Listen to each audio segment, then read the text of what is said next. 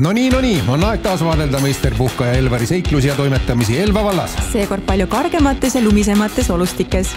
Talvisele teekonnale on kindlasti oluline kaasa võtta õige määre ja Elav Elva keskusest leidis Elvar enda jaoks suisa ideaalse. Kuid määrdest üksi ei piisa. Vaja on ka varustust ja labori tasemel määrdemeistrit, kes viksib varustuse viksiks ja viisakaks.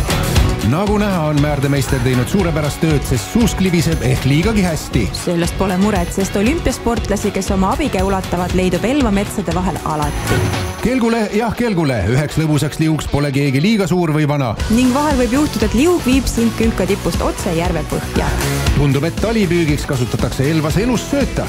Need sellid olid raudselt jüripäevast saati vees. Pärast seesugust karget vaatepilti on paslik hetk tubaseks ja loominguliseks väljakutseks. On ju teada, et talvine päev on üürike. Vilunud meistrite abiga saab meie meister Puhkaja matkarajale kaasa helgust ja valgust. Ja soojust. Kõik teed viivad lõpuks ikka sööma. Pärast sellist intensiivset seiklust on energiavarude taastamine suisa hädavajalik. Mis sind isutab? Muidugi pagari parimad palad. Tunnetame hetkeks koos Elvariga Elva biiti. Ja edasi, kui seiklusvaim hakkab väsima, siis tule maale. Siit sa võid leida enda hingelooma. Või linnu.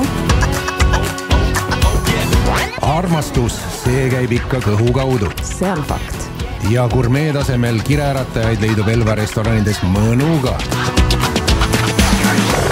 Näiks see, et Elva spordivaim on Elvari taas endasse haaranud. Just, kunagi pole hilja katsetada uusi alasid. Kõiges ei peagi parim olema. Nagu näha. On olnud fantastiline päev. Aeg on hakata otsi kokku tõmbama ning leida meeldiv peatuspaik, kus saaks rahulikult lõõgastuda. No mida enamat hing veel ihaldada võiks, kui sind võetakse vastu nii külalislahkelt. Nagu oma kodus. Just. Lisaks ootab sind rätiku all palav leib, nii hubane ja hää. Tundub, et meister Puhkajal on selja taga unustamatu päev, mis on täis olnud elavaid elamusi. Milline päev? Tule ja puhka nagu Elvar.